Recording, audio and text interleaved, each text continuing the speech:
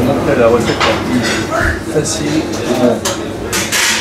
Du foie gras. Alors, il y a un gros lobe de foie gras, pas le petit.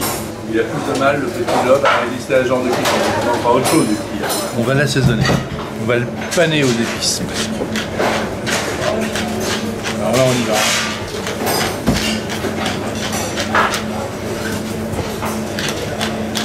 J'ai juste enlevé le nerf là. J'ai même pas ouvert, rien. Ça va être un foie gras à servir et à goûter froid. Voilà.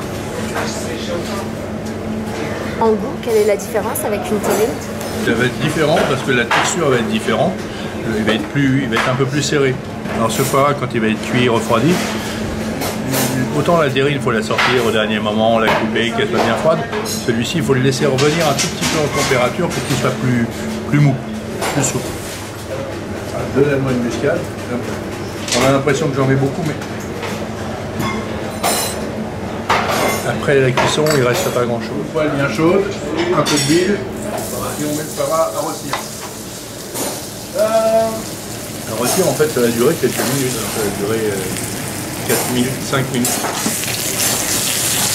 Il est déjà pris la couleur, il l'aurait sur tous les côtés.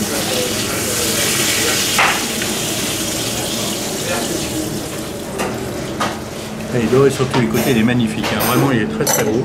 Alors qu'est-ce qu'on va faire de ce foie gras? Eh bien on va l'enfermer. Une maquette, on le prend et on le met au frigo. On le met au frigo pendant 12 heures. On peut le faire 2 jours avant. Tant qu'il est entamé, il va tenir. Et vous pouvez le faire 3 jours avant, mais le mieux c'est de le faire la veille, parce que c'est tellement simple. Et là, on le colle au frigo. Voilà, c'est le résultat du foie gras qu'on a rôti. Il a passé 12 heures au frais, donc il y a un petit peu de gras qui s'est figé, mais c'est pas grave du tout. Et voilà ce que ça donne la coupe. Là, on voit l'action du foie gras qui a rôti. On voit le foie gras qui est très beau parce qu'il n'y a pas une veine dedans, il n'y a rien. Alors on va le goûter. Alors je l'ai sorti il y a un quart d'heure. Comme ça, il est souple. Parce que si vous le sortez du frigo tout de suite et que vous le coupez, il a tendance à être cassant. Donc il ne faut pas qu'il soit cassant, il faut qu'il soit souple. Alors pour le goûter, 2 petits grains de brosse à nouveau, un petit tour de moulin.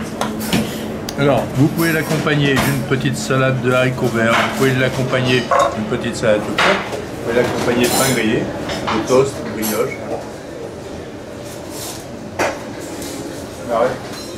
Il y a même une recette de foie que je ne vous ai pas montrée, et qu'on fait beaucoup dans le sud-ouest. On prend un petit bout de pain de campagne, bien grillé. Vous mettez une lamelle de foie gras cru, totalement cru, sur un pain chaud. Vous ne savez pas le croquer tout de suite.